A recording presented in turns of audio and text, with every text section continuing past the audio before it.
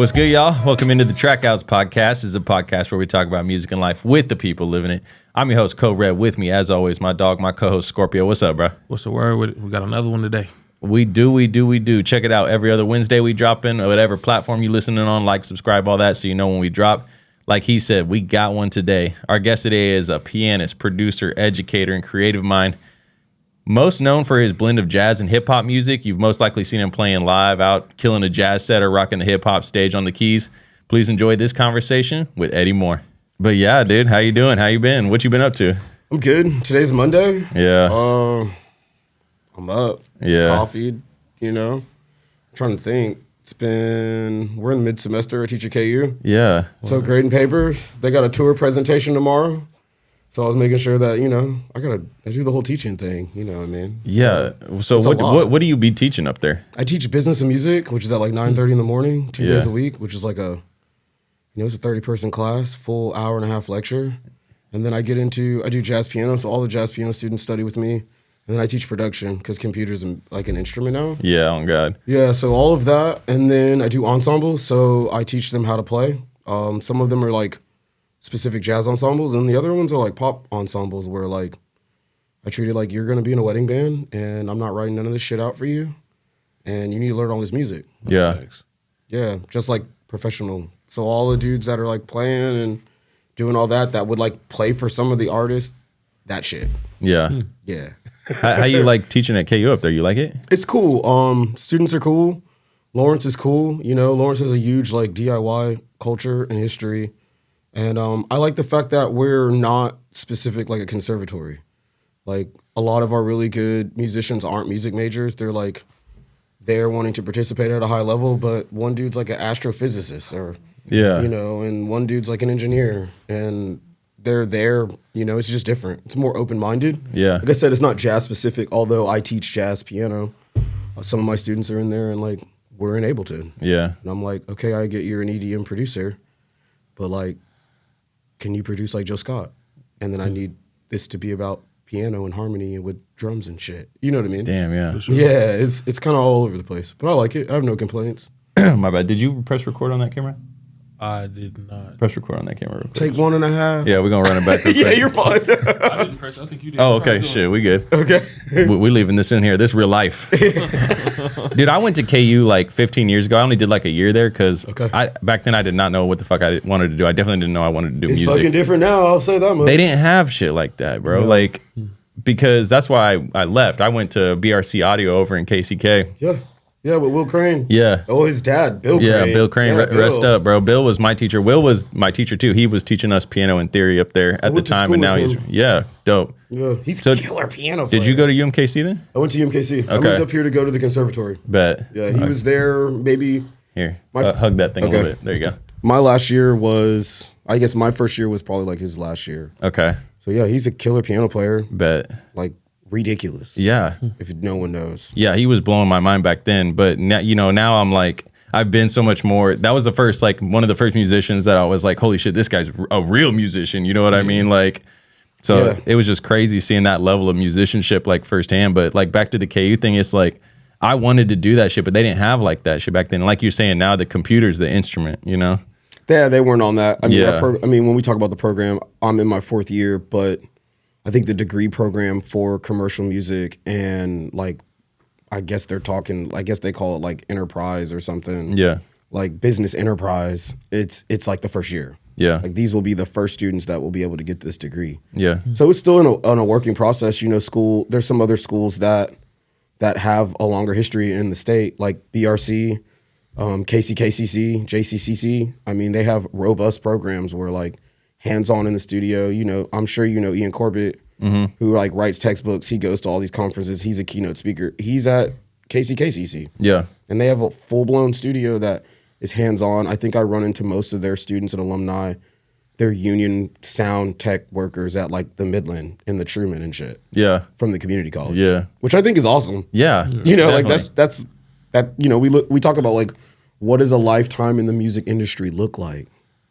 You're talking to a jazz musician. Yo, that ain't playing an instrument for the rest of your life and just like hustling gigs. I mean, it is, but like, what does that life look like? Yeah. That's what we talk about in college. You know, in business and music, it's like, It's real. Yeah. Like, I think it's real life. BRC was kind of on that same thing too. They were like, just because you're up here and you're learning how to be like a studio engineer and stuff, there's so many different ways to make a living in this shit. Like, you could go do AV at this place. You could be a musician here. You could go write. You could go, be a live sound tech, like you said, like all kinds of stuff. And I did do that for like 10 years. I was doing live sound tech. Okay. So it's like, but I took those skills I learned like at the studio school and took them there. You know what I'm saying? Like, I didn't know you did live sound. I did, bro. Like I was one of those Truman techs that you're talking about for a long time. That's dope. Yeah. Live sound is gully, bro. Like I know dudes who like, you start setting up stages and like work your way up and just, it's intense. Yeah. Actually. Yeah. Dope. Yeah. Like I tell people that too. They're like, what's like one thing about live sound? It's like when you start to work your way up and you get to like a high level, like it's such hard work. Like people don't realize how extremely hard work that is, like physically and mentally. And there's no room for error because if it's an out of town group and they don't have their own sound tech, they're expecting you to dial that shit in their 30 minutes, an hour, and it's a new setup. Yeah. I played the Kennedy Center like several years ago. They had music and productions 365 days a year. Yeah. Like full team, full AV. They catalog all their performances, and it was a well-oiled machine. Yeah. Because they do that every day. Yeah. Imagine doing that every day with someone different setup. So yeah, it's intense. And the musicians they probably get up there at a venue like that is probably awesome. Yeah, probably yes and no. It just depends. True. Everybody. Yeah. But like, when it comes to like teaching and learning, like I've always wondered this. Like we know a shit ton of like engineers or producers that didn't go to school. They just came up on the school of hard knocks. They just learned the shit through experience. When it comes to jazz though, are there like high level jazz musicians that didn't get that formal education, or is it like mandatory almost to reach that level? Man, that's a very deep conversation because not anymore, because you have to go to school now. But we're talking about a Black American art form that, I guess I'll just keep it local. And we're in Kansas City, so we talk a lot about Charlie Parker. Those dudes didn't go to school. Right. Now, they tried to get as much formal education as they could, like from private lessons and studying with people. And they were definitely like learning how to read music. But this art form doesn't come from that place at all, actually. And there's a time, like, you talk about the development of improvised music and it going, if we're in Kansas City and we're talking about Charlie Parker, he's the proprietor of bebop with Miles Davis and Thelonious Monk and Bud Powell. And his story is, what is bebop? Bebop is the next lineage of jazz after the swing era, which in Kansas City was like Count Basie, Walter Page, who's the bass player for Count Basie, Mary Lou Williams, like the party dance music and all that shit. Bebop was the break away from that because the Black musicians wanted respect of Europeaners at the time, because you got the racial dynamic, and then the music, the lack of respect because of the racial dynamic and where the music comes from couldn't be equal.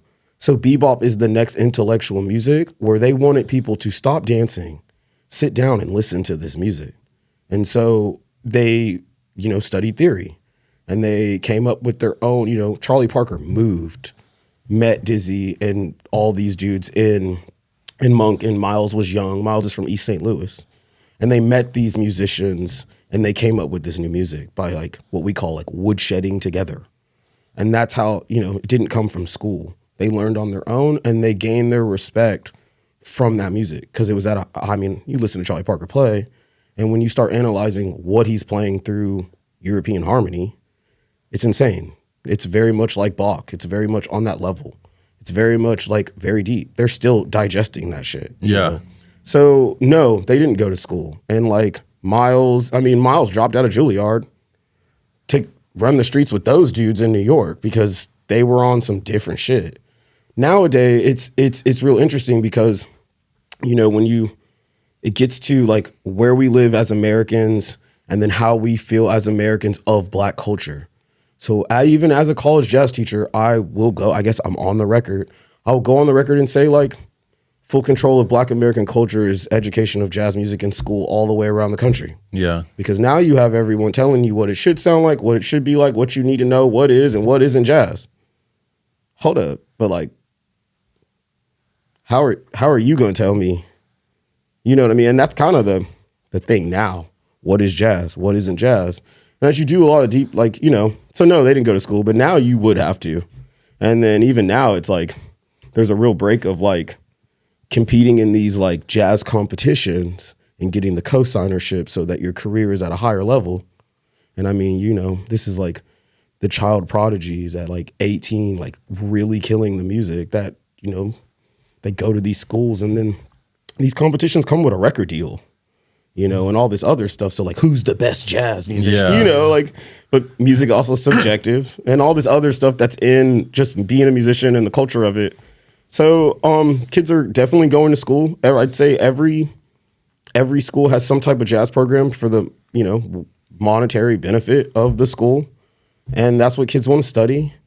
And even now, like, it's moving into a different thing of like production now, because that's the biggest thing that like kids want to know and want to come to school. They don't want to play clarinet or like they don't want to play violin. There's no future in playing trumpet. I mean, I'm not going to say that, but like the future is a little different in playing those instruments, and you're not going to get an orchestra gig. Yeah. You know, so college is a business, and they started adding jazz programs. There are some really incredible jazz programs.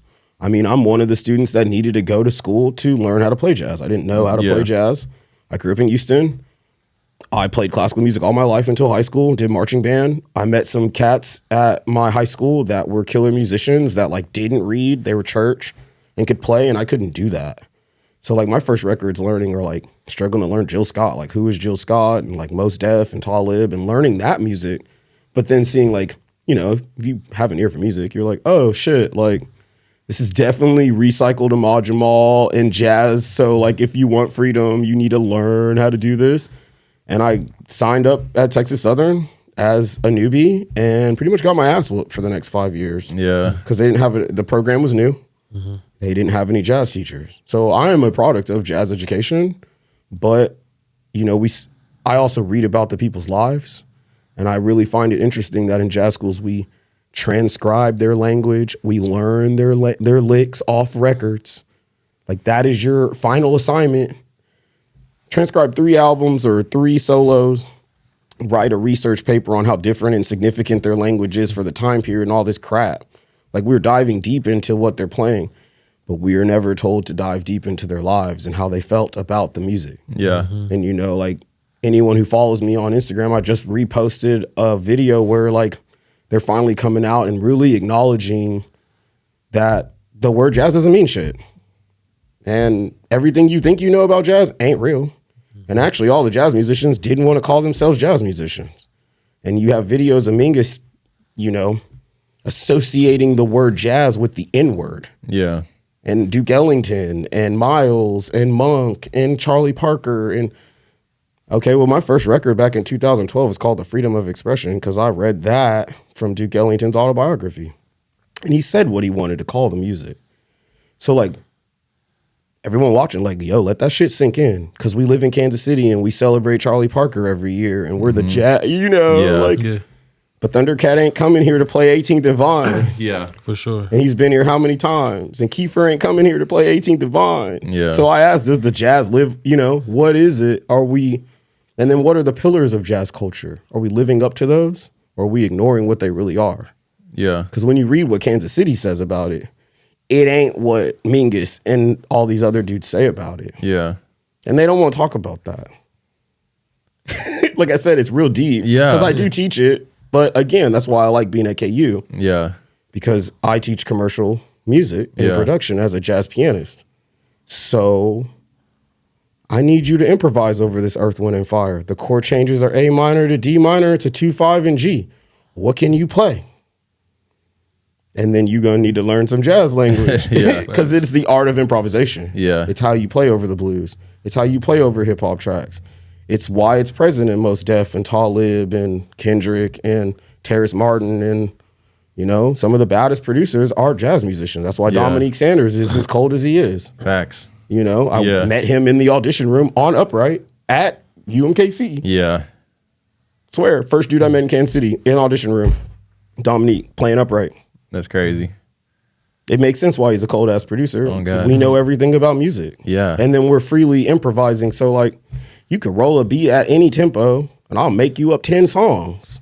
That's the power of jazz music. Yeah. It's the art of improvisation. So school just depends on what kind of school you go to. I think it really just depends on like the, you know, for all of them going to school to do that, like really vet your teachers and their mission and their thought process on the music. Yeah. And then, because I mean, you know, a lot of people who spent thousands and thousands of dollars to get jazz degrees playing in wedding bands. Facts. If you watch jazz memes, that's actually the running joke. You know what I mean? They're constantly flaming. Yeah. That shit's real though. Yeah. And that's, you see some people like really getting depressed in the comments and they're like telling people like, yo, this is a joke. It's just humor. Like, take it easy, guys. But then you just see Christian McBride on there like, I think the best thing culturally is jazz memes. I love it. Da, da, da. Because even at his level, he's like, this is real and this is what's wrong, but you guys are making fun of it and I love it. So all that kind of plays into Yeah. the whole, you know, like I said, it's a very deep thing. Yeah. Actually. I see some parallels, which I got, first of all, I got like 20 points of shit you just said I want to get to. But I see some parallels of what you're saying, like with people that like me that went to like producing and engineering school and like Scorpus just did this shit himself. You know what I'm saying? Yeah. So it's like we both have our like own styles and shit we're good at, but it's like you see like the shit too that's like people getting a sound degree. It's like they a grumpy sound man. You know what I mean? Shit like that. And it's like, but what I want to touch on first is like, okay, so we're talking about people that go to school versus don't go to school. Like as far, and we can talk about KC specifically or like the whole like jazz world. It's like who's pushing the music and the culture more? Is it these kids that are like learning this super theory shit in school, or these people that are just like gigging out when they're starting young, doing gigs in nightclubs, and like, who's pushing the music more? Oh no, man. I think your genre is different, so that I don't know. With my genre, it's a little bit of both, and it takes a little bit of both. You know, they're definitely you know, like we're all a product of jazz education. Yeah. But it's about where you went and then the state of mind of the people you were around in that context. But I think it's a combination of both, at least from where I'm sitting in, like worldwide. You know, like some of my favorite jazz artists are these younger musicians that they go to school. But my question, or I'm really intrigued on, like, how did they get into production? Because their music's highly produced. The compositions are written in a way where the production is embedded into it, which is like real genius. And then therefore it hits a little harder, but the improvisation is still just as potent with the language. But it takes a combination of both. You don't just you're not pushing the music if you're in the practice room all the damn time. Right. 100%. Yeah. And I will say because I teach production, I learned production on my own. I didn't go to school for production. You know, I didn't go to school for computer music or any of the engineering stuff. All that kind of came out of necessity of creating my own music and learning from like the Yodas of the industry. You know, and I think I was like going through y'all's episodes and I saw like, I think one episode and it was like analog or digital. Yeah. And it's like both. Facts. You know, and you know, there's a lot of worth in spending time around the Yodas of the engineering world that are analog masters. Because sound waves sound different coming through circuitry, just bottom line. Yeah. So, you know, now it's highly unaffordable, maybe if you have all the money or whatever. So I get that. But it's a little bit of both. And, you know, learning from those people. I don't think school is like when kids drop out, or I don't even say kids, they're adults. So students, when they withdraw or drop out, my message to them is always like, yo, keep going, believe in your dreams and your goals. Like, this is not a determining factor of your success. Yeah. It's just school. And there's so many stories of people who haven't been successful in school. I didn't get good grades. I had teachers try to fail me and all kinds of crap. Yeah. But there's something in it. You know, you could learn all this on your own. And it's all about like where you're at and what you're learning. So I don't know. It depends. You know, I don't go around preaching like, you got to go to school. You need a degree. You gotta da-da-da-da. Get what you want, you know, from the people that have it. That might be school for a little bit. You know, having a master's degree did not allow me to get paid more. in the music industry. I don't go around being like, yeah, so I need like 300 a gig because I got a master's from UMKC, so like pay rehearsals and that sounds silly, bro. You coming in like that's silly. Yeah, for sure. So therefore, you know, what does leverage that experience and a real resume? Not no school resume. Yeah, a real resume. You know? Yeah. So it's a little bit of both. Yeah. I feel like that kind of like ties in. Like last night, me and my girl, we was watching the Pharrell documentary with the Legos. Yeah, with the Legos and stuff. And it was, I think it was Jay-Z that was saying like Pharrell, he's not from the streets, he's not from the hood. That's not in him at all. No, but he can make it just because it's like you said, you got the resume of it. Like, you know music, you know what can make something move, and you can tie that into any artist, whether it be a pop artist, Gwen Stefani or something like that, Jay-Z, Snoop Dogg. It just bleeds over just because you know it. Yeah, and you can speak it. I mean, then you're talking about Virginia Beach. Yeah. You know, and I haven't watched the documentary, but I grew up on that music, and you're talking about what's his partner's name? Producing partner. Chad Hugo. Chad. Yeah. So you're talking about them falling in love with real instrumentation and band, and like learning about music and band and playing an instrument and learning all that and taking that to their music. But you're also talking about growing up in Virginia Beach. Yeah. And we can name 1,000 people at that time. You know, Timberland and Magoo, and then Missy Elliott for them, because they're a little bit older than me. And it's like, yeah, but it's Virginia Beach. So like, you know, when you're not in school and you're out, what are you seeing? Who are you around type shit, you know? For sure. Same thing, like I'm from Houston. So I'm a little bit different of a jazz musician for these dudes here. It's a way bigger city. It's an R&B in a church town. You know, I went to Texas Southern, which is an HBCU in 3rd Ward. You know, like it's a whole different. My first gigs are playing behind slam poets, not playing jazz. You know, I mean, high schoolers now, they're going to jam sessions and playing jazz gigs. No. That didn't exist, bro. Yeah. Like making up tracks for people to spit over. Yeah. You know, like there are no, where the slam, you know, that's a different environment here. Facts. So, you know, kind of like same thing. Every producer, where are you when you're not in the education environment? I ultimately just think like, if you want to be the best you can be, then read and go seek out the people that have the information. Yeah. And stay disciplined to the craft, especially in this world of AI and all that. Like, yeah, that's cool, but stay disciplined to the craft. You know, don't use technology to fill gaps in your ability. Use it to augment what you have in your workflow and, you know, success. Yeah. You know what I mean? So what kind of music were you growing up playing if you weren't getting really into jazz till you went to college? I was learning jazz, but honestly, I wasn't good. Yeah. Like I've literally sucked as a grown man, and people would tell me, especially being around like Black church musicians who could play. I was learning jazz, but there wasn't really a jazz scene in Houston. So I started playing poetry sessions and slams because like I could show up and like play whatever and not need to know R&B songs and all that.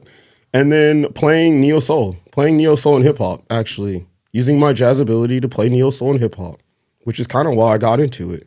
I got into wanting to be a jazz musician, to eventually be a producer, fell in love with it and realized how deep it was and how much I didn't know about music. Spent 5 years relearning how to play the piano because I've been playing piano since I was 4 years old, taking traditional classical lessons, but I couldn't play nothing off the page. And no one was there to show me what chords were and all that. Like I went to a school where I had to learn that on my own. And the people in my combo were heavy. They're heavy now. One of the dudes right now he's SZA's music director. I'm watching videos of them on tour with these huge artists. They're Grammy, Emmy, all that in combo with me at the time. They're heavy. So getting my butt whipped by them. Yeah. And using it to play other stuff. Like no one played jazz. Yeah. We were just there to learn it. But we played everything else. I played R&B stuff. I played wedding stuff. I played a lot of hip hop actually. Yeah. First band that I was in was Neon Callers. Was a group called Neon Callers, which was like a psych black hip hop rock band. And my first gig with them was opening up with Erykah Badu in like 2009. That's crazy. And Robert Glasper and all these dudes were the house band at the time, which was insane. Yeah. You know, so then again, we're not playing jazz. Yeah. But all these jazz dudes are on stage. Yeah. And Erykah's up there with the MPC making up. Yeah. So it doing that. And that's when it hit me like, oh, I'm in the right spot. You know what I mean? What's the intimidation factor like coming up in places like that? I mean, I don't know. Either you want it or you don't want it. Yeah. You know, I think a lot of people try to break me, but I don't know. Like, people don't really know me either. And they're not around long enough to like, you know, do we spend time to get, you know, where's the cloth cut from? Yo, my family's from LA. My parents are like, my uncles are Black Panthers, very militant. My mom grew up in Watts. My dad grew up in South Central. You know, my mom had a rough life and then eventually went on tour. She's got gold, silver, platinum records on the wall on her own, no school. Wow. So, you know, then moving to Texas and having me, like, that's the cloth that I'm cut from. So, Yeah. like, you could tell me all day I'm not going to do something. But if I want it, so, man, driving a broke car, doing gigs for oil money, breaking into the school to practice every day. Like, for real, I got a key from the janitor. We made a copy. I'm breaking into school to sit at the piano because dudes was like talking shit to me to the point where it'd be like, yeah, bro, if you ain't practicing 4 hours a day to learn this blues and play it in all 12 keys by next week, yo, don't come back here and expect to play. This is a class like I'm paying for. Yeah. I'm in school, bro. This ain't a teacher talking to me. This is another student. Yeah. And I respected this student. Why? Because like this dude was like at school, but he's on tour playing with da-da-da-da-da. Like, I mean, Luke Austin was in our combo who was playing for Mary J. Blige and Beyonce at the time, like world famous. Yeah. And like those dudes telling you that, either you want it or not. So intimidation isn't, you can't be intimidated. Yeah. Especially in jazz. Like that's kind of the thing. These old heads will test you. And this new generation ain't really ready for that either. And I'm kind of in the middle. Yeah. You know, I just interviewed Branford Marcellus, who's like one of these old heads. And he's very much about that, where it's like, yo, if you want to play with me, you better learn my music by ear, the whole record. I'm not sending you no charts, because that's how we did it. So if you're intimidated by that, bro, you're in the wrong building. Yeah. And that's just the culture of it. It's rough like that. Yeah. So you're not intimidated. You're Yeah. either going to get it, and when you fail, you come back. And you're constantly proving, even if I were to go to New York right now, all the shit I'm doing right here don't mean nothing. I would have to go and play and prove you can't be intimidated. Yeah. There's no time for fear. But again, where does this come from? Jazz is at the heart of Black culture. And that's very much present in any Black art form or Black sport or anything. We will eat you up if you're intimidated. Yeah. You know what I mean? Yeah. So, But do you think like that, like, I don't want to say gatekeeping, but that like people that are like holding the craft in a high regard, that is what makes the craft like, so I feel like jazz, the idea of it, or like the outside idea of it, is that it's like super fucking difficult and amazing that these people can do this shit. Is that what they're trying to keep upheld? I mean, yes and no. Like, I think the gatekeeping part is going back to what is the tradition and what isn't the tradition. But the tradition isn't swinging music only and playing changes. The tradition is the freedom of expression, a music of its time period, and the yearning to be free. And you being vulnerable and telling your story to the listener and being who you are. Those are the pillars of jazz culture and jazz music. So, like, if you're afraid to be yourself, yo, you're missing the point. Or if you're trying to be somebody else in this, you're missing the point. Yeah. It's about being you. And, like, they're a great example. I mean, that's why you love the people. That's why we talk about Mingus. There's only one. That's why we talk about Miles. Even better, that's why we talk about Thelonious Monk. He wasn't the greatest pianist, but we all know these Monk songs because his personality's in the melody. They're quirky. He's kind of funny. It's genius. Simplistically genius, actually. Yeah. You know, that's why we talk about Bird. His, you know, he even said it. If you don't live life, it ain't coming out of your horn. So that's the gatekeeping part. Yeah. Like, what is jazz? Yeah. So therefore, they want it to be complex. They want it to be a certain thing. Yeah. And we're in the number one place of that. You know what I mean? So it can't be something else. And therefore, business-wise, you won't be in this magazine. You won't get this co-signership. You're not getting on this label. I think that's slowly changing because, I mean, jazz is only really sold to like, it has 1% of the music, overall music listenership. Yeah. 1%. So like the biggest jazz artist ain't never going to compare to Jay-Z. Yeah. For sure. Bro. Yeah. Like, put that in perspective. You could go as hard as you want to. You ain't going to be Lauryn Hill. Yeah. So like, you know, I think it's changing though. Yeah. You know, I know I see, and then it becomes like, as a young jazz artist now trying to like pop your music off and navigate being an independent artist putting out records. What's the marketing look like? Are you marketing the traditional route and doing that? Or I see people like not trying to be in downbeat and not trying to market to those listeners at all. And their listenership is like massive. Yeah. And I don't know, it's like ever changing. Yeah. We're jazz music, I think culturally and musically is in a real interesting place. Let me ask you this, and I'll get your opinion too. Do you think hip hop could benefit more from like that presence of like, don't even pull up unless you've put in the work? You know what I'm saying? Don't even, you ain't in this club until, you know, you've proven that you can be in this club. Because I feel like hip hop is like sometimes overly inclusive. I feel like it could definitely like, it can benefit from it, but it's kind of, I don't know, it's like it goes hand in hand because it's like you said, it's like freedom of expression. So now everybody can do it. So everybody's trying to have that freedom of expression.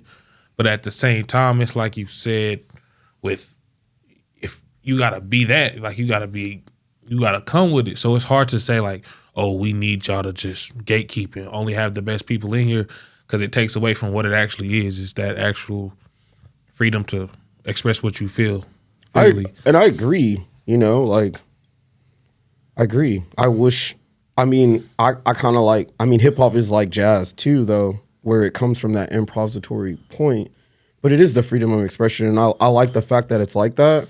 I think the thing that hypes up, like, I don't want to say the less good because music is subjective. So it's like Right. no bad music, but like that hypes up things that maybe shouldn't get the love that they get is the business of hip hop. Right. So the business side decides to shine a light on these artists and uplift them and put their music to the masses because it makes money culturally and in America and then all this other stuff. So that's a different thing. But culturally, I like that about hip hop. I think jazz should really just kind of back off, you know? That's Yeah. the other thing as a teacher. It's like, yo, man, how do I convince high schoolers to want to do this? Right. Like, how do I convince you to want to get a degree in this? Not by telling them that don't even pull up unless, you know what I'm saying? Like, But a lot, that's the Yeah. energy. So they're like, yeah, like, I'm going to go do something else. yeah. They really are, you know. Hey everyone, Code Red here. If you like the way this podcast looks and sounds, it's filmed on location at Code Red Productions. We handle all your audio needs for music, commercials, and podcasts. You can find us on Instagram or Facebook at Code Red Productions KC, or visit our website, coderedproductionskc.com. We'll see you here. Back to the show. So you seen that movie Whiplash? Oh, yeah. Like, how real is that? I hate that movie. I think it's built on real principles. Yeah. But I guess I hate the movie because none of it is real music. Yeah. None of it is real music. You know, none of the things that he's doing are real. Right. It's very fake. They're gonna flame me, but they just didn't do their research on it. Right. And it could have been done better. Mm-hmm. But that energy that the teacher had, oh yeah, that exists. You know, and like breaking kids and breaking people, yeah, that exists. I just asked Absolutely. because they talk about Charlie Parker like overly in that movie too, saying like he kind of went through the same shit maybe. So it's like, He did, and that was part of it. I don't necessarily agree with that. yeah, You know, and he wasn't in school when that happened. yeah, He was in the clubs as a young person, kind of not paying attention to what was going on.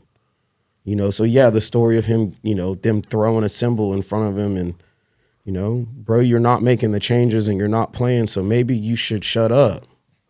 That's real. yeah, And kind of need a little bit of that now. Yeah. At the jam session. Yeah. You know, so, but again, that wasn't at the university. Right. It's different when you're here paying for something. Yeah. That hit different, bro. I'm a client. Yeah. Like, I'm an adult living a life paying for this. Yeah. You can't talk to me like that. Right. And I've dealt with that as a student too, you know. So the movie is horrible. I honestly, you know, I don't come with that energy as an educator just because of my story. And there are professors out there that do it, and that's their thing. Yeah. That's what they want to do. I would ask them, like, what's your end goal for your students? What are you really trying to do for them? Right. And for you, that's to help bring out that self-expression you're talking about? Oh, yeah. Like, I guess my success, now that I'm an educator and I'm still a performer and all that, but now that I'm mostly in the classroom, it's like, I feel like my success is tied to the success of my students. Mm-hmm. I'm already successful. I've already made it. So if I'm coming into the classroom with an ego to prove myself to you, you're forgetting, you're kind of destroying the whole point. Like, you're already here, bro. Yeah. You know, I'm talking to myself. Yeah. So my thing is, like, I'm super proud when students share their successes in the music business class. I'm super proud when students are like, when I see them on stage at Boulevardia, or when I'm seeing them, one of our ex-students is on The Voice right now, and he's playing piano and he's singing. I'm like, that's a real musician right there.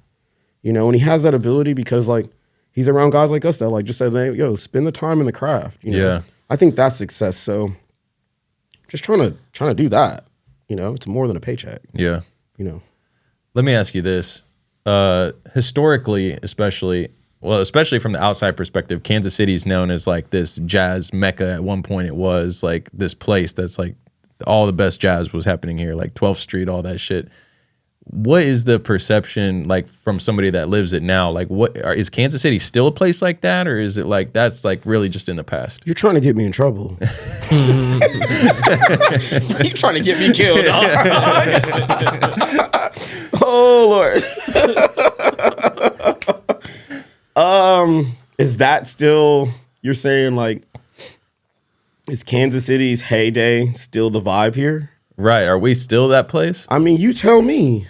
I'm in it, so, like, I could tell you should go here and you should listen to this and you should follow this person. Right.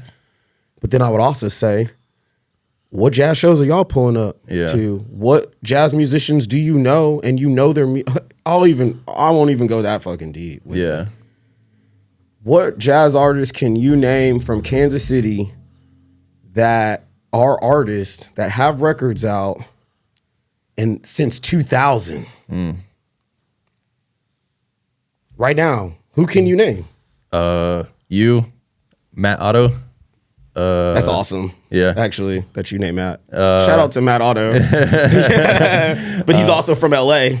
And you're from Houston? And I'm from Houston. Yeah. So, like, we live here, but, like, we're transplants. Keep going. Who else can you name? And I mean, I'm not saying this to flame you. This No, is just a I real know. honest answer. Yeah. But I get what you're saying with that. Like, because what I'm asking about mostly is like the outside perception, and the outside perception still brings up these old ass names like Charlie Parker and them. So it's like, you're saying like, just based off the evidence of talking about it right now, it's like we can see that it's not right. It is to us that we're in that 1%. Yeah. But, like, you listen to Miles talk about the music, he's like, "What? Well, if you don't call it jazz, what do you call it? This is social music. Yeah. You know, this is to bring people together." Right. Well, if we can't name any relevant jazz artists here, and there are a lot, by the way, I'm not saying there aren't any. Yeah. Then we're not doing it right. Yeah. And clearly it ain't in its heyday. Because I can still name them from there. Yeah. I can name them all and tell you where they went. Actually, we got clubs raised in their honor. But, like, you know, no one, they can name Herman. There's me. Logan Richardson's been on Blue Note. I mean, there's Harold O'Neal, who's Chalice's older brother. Yeah. There's Solomon Dorsey. Just talking about Solomon Dorsey when Lakeisha Benjamin was in town. She's from Washington Heights, New York, 5-time Grammy nominated. And she was like, yeah, I was roommates with Solomon. She mentioned Crystal Warren. Crystal Warren's from KCK. You know, there's Bobby Watson. There's his wife, Pam Watson. Yeah, I've heard of them. There's Lonnie McFadden. There's younger. There's Peter Schlam. You know, Matt Villinger is out there with records. Adam Larson's here. Yeah, and as you're going through names, some of them are ringing a bell. So it's like, but like, like you were saying, I can't pull them myself. So I don't know. Maybe the influence isn't as deep as people think, from the outside looking in. Yeah, and I mean, nah, it's not in its heyday. Yeah. And I don't want to get in trouble, but I would go on a limb and say, like, jazz culture is in a very scary place here because of the political ties to the music and how close that is to the tradition. But we're ignoring what is the real tradition of jazz? We are not celebrating the music of its time period. Yeah. And people know about me, but like, if you've read the story and the narrative of my music, everything's a fight. I'm literally probably jazz public enemy number one. I don't play my music in jazz clubs. You're not hearing me at the Blue Room. I'm on boycott. And people know why I'm on boycott. I've been on boycott. I will not spend money there. I don't go there. You do not see me on 18th and Vine. I don't have any beef, but I ain't played there in like 3 years. I'm not playing at Green Lady. I'm not going in Green Lady. Actually, you can go back and read the edition of The Pitch where the owner of Green Lady says how he feels about my music. We could pull that up online and read it. All the students can. So like I'm here and people would use me as a name to rep KC, but I've gotten a lot of shit for my contemporary music, for my music that incorporates hip hop and rock elements and I'm playing synthesizer. For the music videos that got Duke Ellington and Mingus and Monk and Nat King Cole and Riot footage.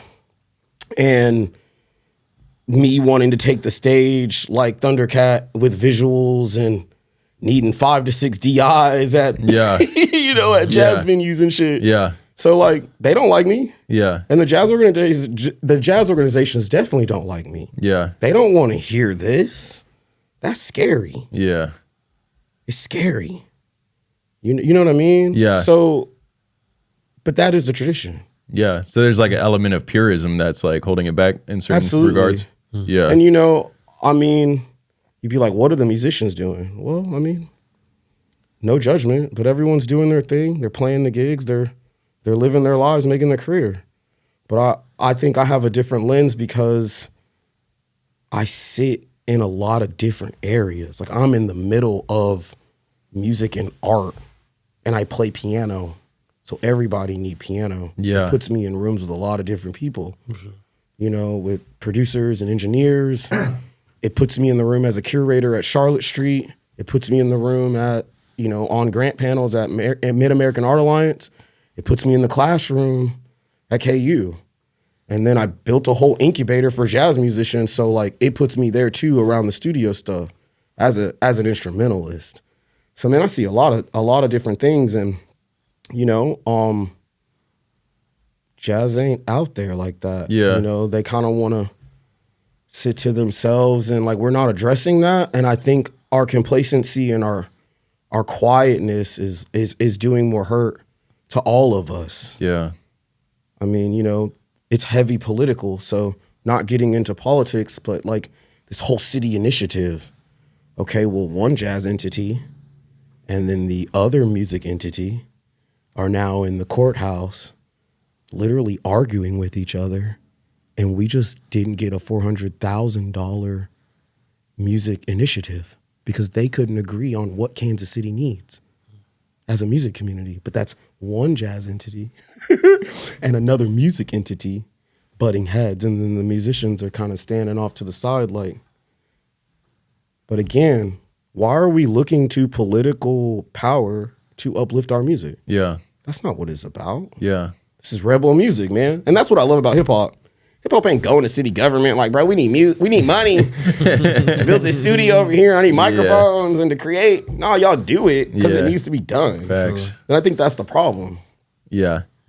So as someone that is hitting the jazz stages, which we both pulled up to that Regen show at the Lois Ferns a couple months ago. That shit was so cool because it was like so fresh, just like the vibe and the music. And you walked us through your rig and you had all these shit you was talking about. And like, but like the music was just so fresh. It was modern. You know what I'm saying? Like if I pull up to Green Lady, I'm going to hear some shit that I probably could have heard 30, 40, 50 years ago, I feel like. You know what I'm saying? Like, he ain't never gonna, and I mean, that's what it, yeah. It's strict. I mean, shit, you're going to pull up. And I used to play every Saturday at Green Lady. Yeah. I'm the first musician to actually play there with Miles Bonney.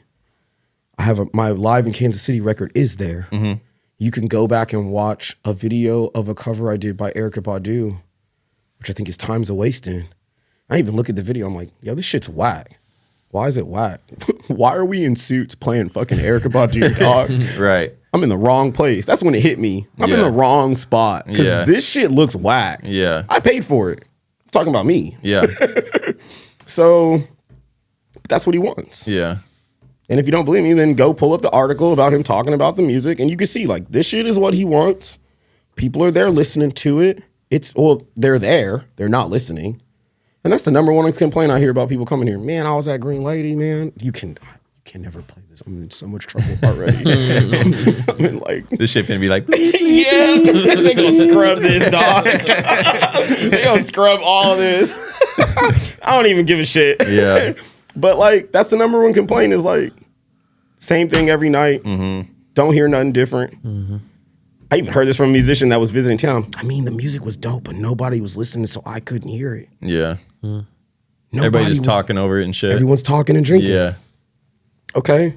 So that's why we do Regen. And Regen ain't new for me. I did Fresh to Death for 4.5, 5 years. Yeah. Which was at the Tank Room, which was Chadwick's spot that Black Dolphin is now. Yep. Yeah, so like, oh man. Yeah, that dude, he bought that spot. I was the first person he fired. He called me personally before I knew they sold the spot and was like, so what was the business like? What were you doing? Cool, you're not doing that shit no more. Like as an owner, bro. And I was like, yeah, but I knew that the music, this is the music. You can't stop the music. Right. So what we do, we went up the street to the fucking record bar. Yeah. And we kept doing it. But what was Fresh to Death? I was bringing in like artists from all over. I got signed to Rope-A-Dope, so I was building connections with regional artists. I was doing, and, Lenny Destroy and like Dom and all these, like, I mean, that was the hip hop jam session. And I'm a fan of the Lesson in New York at Arlene's Grocery. Shout out to them. And I would always go to New York and do that. So like, I didn't make this up. I just like was inspired and like brought it here. And so my band would open and then we would have a feature with a live band. The rules were original music, so you had to be an artist because I'm teaching the band your record. We're going to play that shit down. And then it's a jam session afterward, and the rules were no covers, no standards. Give us a tempo. We're making it up right now. I can't tell you how many people were like mad at me. I had to check people all the time. Yeah, we're not doing that.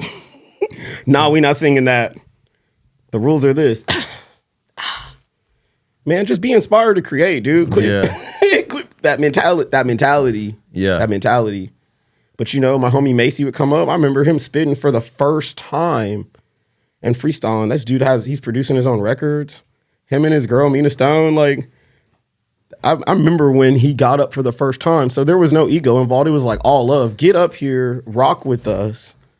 And if you thought it was whack, come back next month. We'll be here. I'm not going to tell you no. Yeah. So Regen is like a reiteration of that. I've always like building, like for me to play my music, I've always had to almost build a platform that didn't exist so we could do it.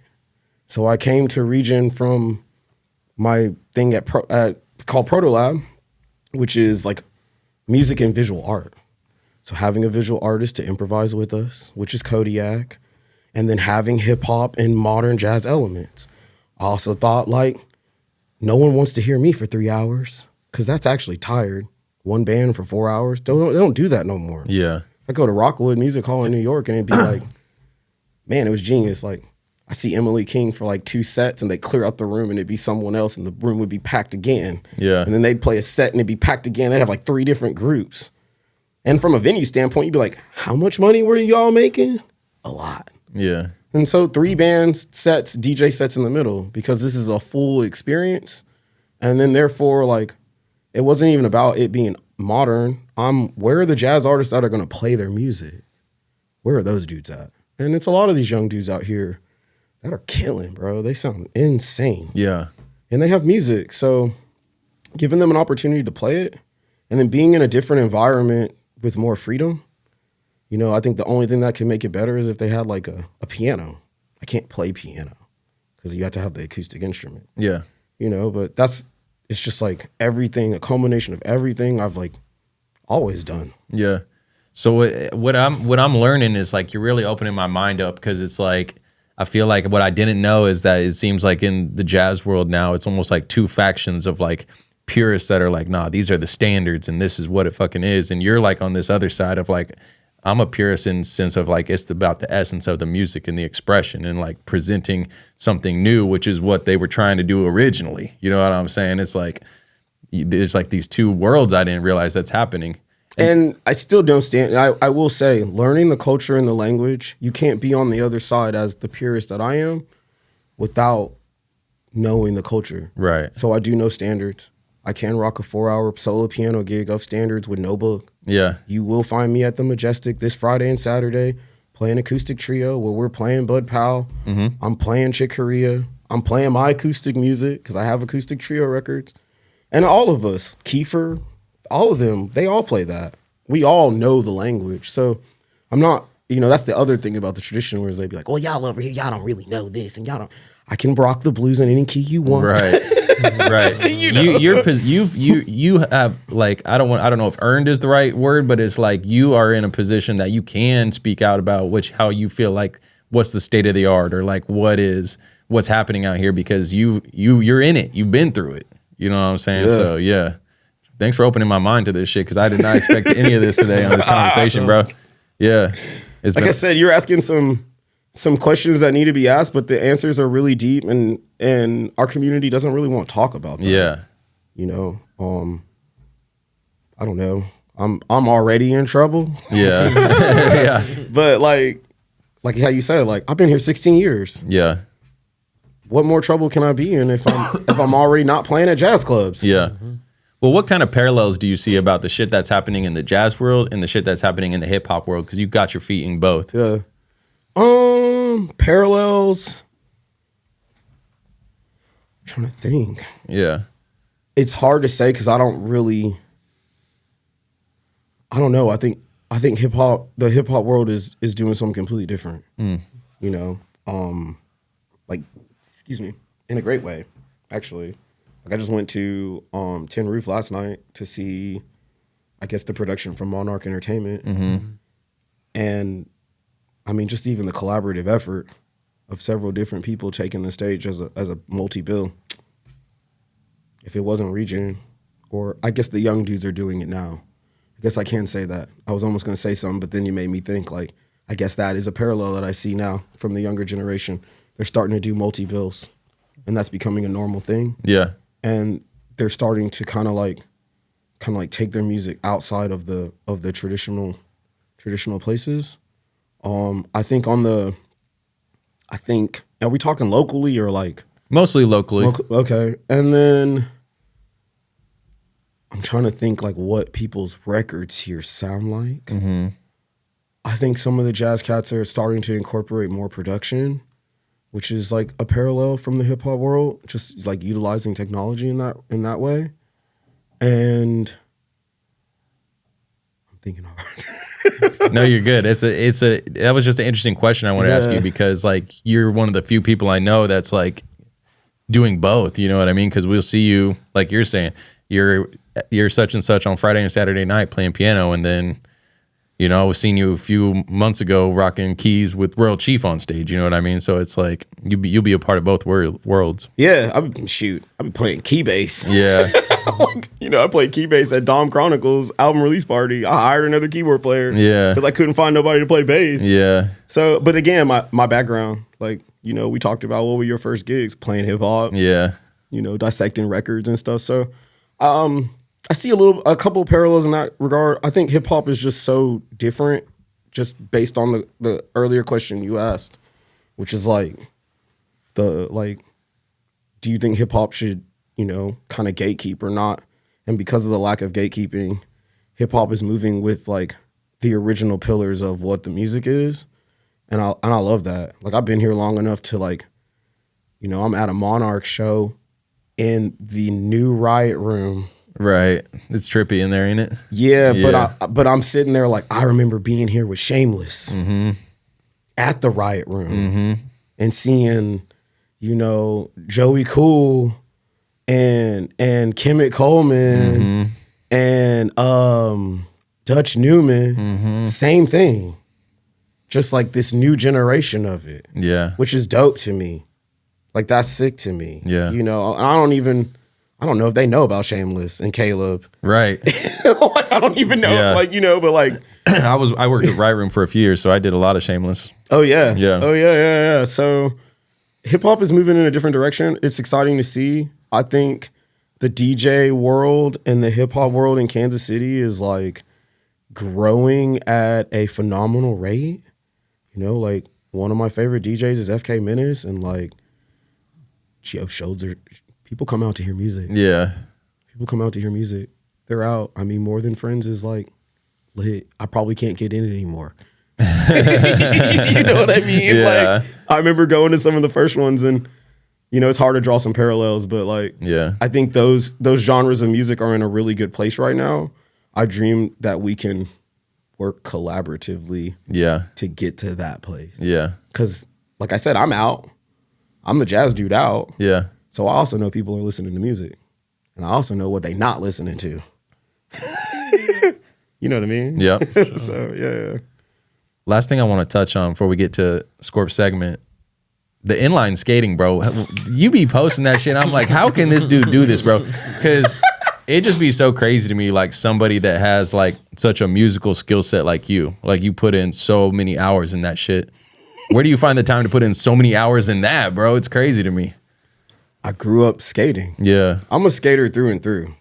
Like I grew up on a bike, like riding BMX first. I think it's just Texas life. I grew up riding bikes. They start building parks. I mean, our parents would like, you know, I always had to play piano, but the minute piano was done, I was like dirt jumping. Like the oldest pictures in my house, I still have like film pictures of me at like 16, like flying through the air on like a bike and shit. So I've been rollerblading probably since I was like 16. There was a point where I was sponsored and I was deciding on if I wanted to like take rollerblading serious or go to college. I ended up going to college, but I have always rollerbladed. I stopped for a little bit. And so it's definitely not something new. Yeah. But rollerblading especially since like 2020 has like saved my life. Like just being around a good crew of people that skate. Kansas City has a badass tradition of rollerblading actually from here. Really? Oh yeah.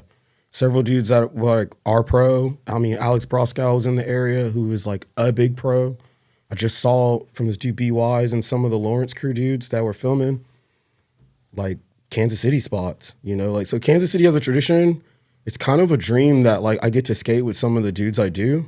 Cause I remember watching them in videos like growing up and shit, you know? So I've just been rollerblading for a long time. I love it. I mean, in the grand scheme of the sport, I'm semi-decent. Right. You know, like Yeah. it gets up there. Yeah. I'm semi-decent. Yeah. Just want to be clear about that. What kind of parallels of like self-expression can you find in skating? Oh man, a lot, like all the parallels. Yeah. I mean, it's really about your style. It's about your trick set. It's about, you know, like everyone can't do the same switch ups just based on like what is your strong foot and all that kind of stuff. Yeah. And then it's about like what do you like to skate? I think from growing up in the aggressive sports world, I definitely look at architecture differently. You know, anyone who's been around me rolling around, I'm like, oh, bro, like stop, pull over, look at that handrail. Oh, this is a 25 kinker. Like, Yeah. You know, like I'm very much about that. And especially when you're street skating, it's like no one skates the same thing. We all look at things differently, and that's encouraged and it's celebrated. One parallel that I wish I saw in especially jazz music that I see all the time between like, especially like skate park energy, it's like no matter rollerblader or skateboarder or BMX or scooter or whatever, it's like, man, if you've seen someone try something at the park about 20 times and get broke off and then they land it, it's a celebration. Yeah. It really is. Like it is a celebration. And I wish I saw more of that. You know, even though I don't understand what he did down this handrail, the determination and then the fact that you like made this shit look good. Yeah. You know, I wish I saw more of that. But everything else is like, it is the freedom of expression. Yeah. And it's cold, man. There's There's some slick rollerbladers out there, actually. Yeah. The style is super fresh. The tricks are like super tech. It made that shit look easy. As a person that just follows you and stuff, it's like just so like dope and inspiring to see like you're so great at one thing and then you're like super dope at something else. It's like that's just crazy to me. Like that, two worlds that aren't even like, you know, on the surface related, skating and music, but like you just are like deep in both of them, dude. I appreciate it. Yeah. Yeah, I just, you know, staying true to like, it's crazy. Like, I just turned 40, so it's like I feel like the same that I did at 16, but I'm still doing the shit that I was doing at 16. Yeah. Only the music makes money. Yeah. And like I can do it on my own terms, but then I'm also still skating. So like just like kind of reflecting and being like, those years are so pivotal in our lives. And I'm sure that's the same for both of y'all. Right. Like you're still probably doing things that you liked at that age and then things that you gave up. But like a lot of it is still like what you cultivated that time for yourself personally. You know what I mean? Like what were you doing at like 16 that you still do? Make beats.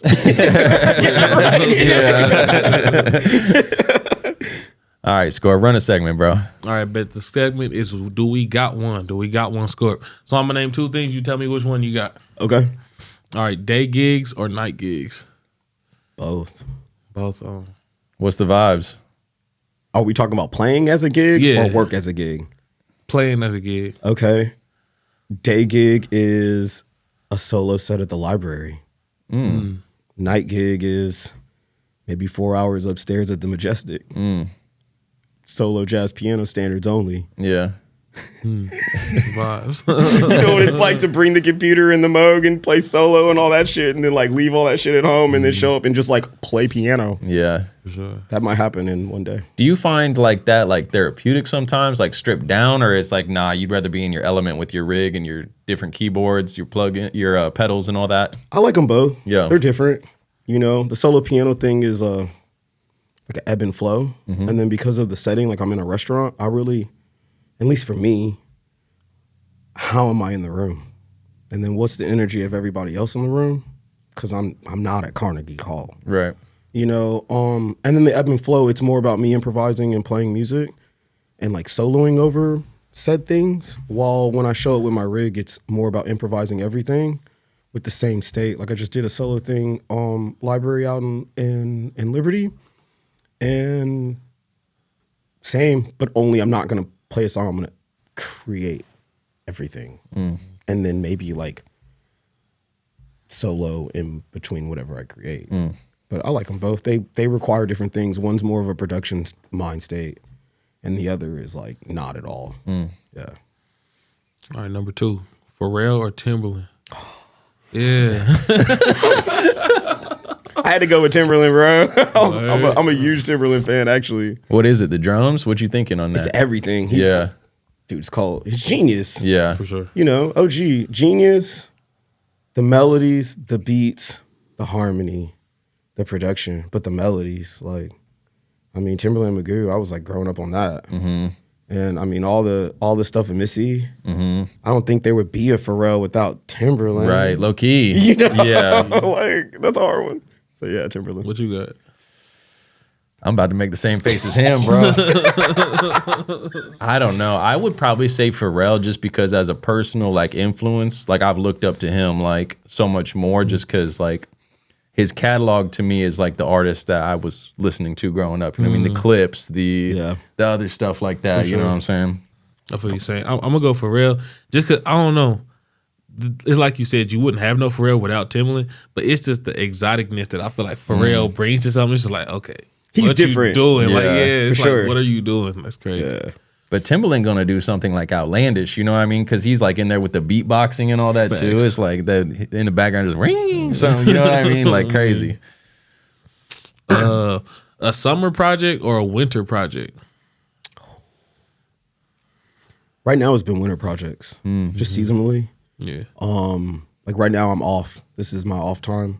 I'm in a real reflective state at the end of the year. I start writing, and then tour seasons in the summer. So I'm trying to put out records like first quarter, stack the business up, go on tour to the last quarter, recycle that shit all over again. But that doesn't mean I'm not writing all the Yes. time. So right now it's been winter projects. Maybe that's because of the school, 9-month calendar type shit. So like, do you find, so like you said, like you're like locked in the winter writing, or you're in the summer, you're catching vibes and you're writing too? When are you doing the most writing, in the winter? I kind of just write all the time, but I feel like in the summer I'm trying to be outside performing, and then I'm not trying to, it would maybe take some extra energy to like think about a rollout in the summer because I'm really trying to be on tour. So if I roll something out in the summer, I gotta be real tight to like on my timeline to like go out in September, October, because then when January hit, that shit's dead. Yeah. I gotta start back over again. Yeah. Just from an independent standpoint, I don't have no team, no label. So winter projects. I feel it. The last one, I guess we can break it into 3: skating, biking, or rollerblading. Oh, You mean skateboarding? Yeah, skateboarding. like which one would I do? Just in general, which one you gravitate toward more, I guess. Killing me, bro. I'll kind of touch on all of them. I think skateboarding. They asked me a question at the library. It was like, I said like, yo, when aliens do come, there are 2 things I think they will find the most fascinating for human beings: music, fucking skateboarding. Yeah, that shit's crazy. Yeah. That shit's real crazy. So I love watching skateboarders. I don't skateboard at all. I think BMX is crazy. Just my connection with it. Of course, I love rollerblading. That's the thing that I do. I gravitate toward that just because that's in my skill set. Thanks. But I appreciate them all. I see some crazy. Like if you flip through my Instagram, it's pretty much just like music, BMX, and skateboarding shit. Yeah. You know what I mean? Yeah. And skateboarding's crazy, man. Like absolutely insane. And it's like those what you just named plus music, it's like that's the whole culture of everything that is like everything. You know what I mean? Like skateboarding and music is like influences every trend, every clothes, everything graphic, every art. Like it's crazy. It is really wild. Yeah. I mean the art of skateboarding, I mean you like music. It's like we're manipulating vibrations to change moods. Okay, well skateboarders are flipping a plank on wheels. Yeah. It's not connected to their feet. Yeah. For sure. I've seen some real, and I mean, I'm at the skate park and I see some real insane shit in person with finesse. It's like, how did you not die? And it'd be in just knowing like how much time and effort it takes to master either craft, music or skating or blading or biking is like so much diligence. Like you were saying about the skate park earlier, it's like 20 tries, but on that 21st try he lands it. It's like, damn, dude, he really stuck to it.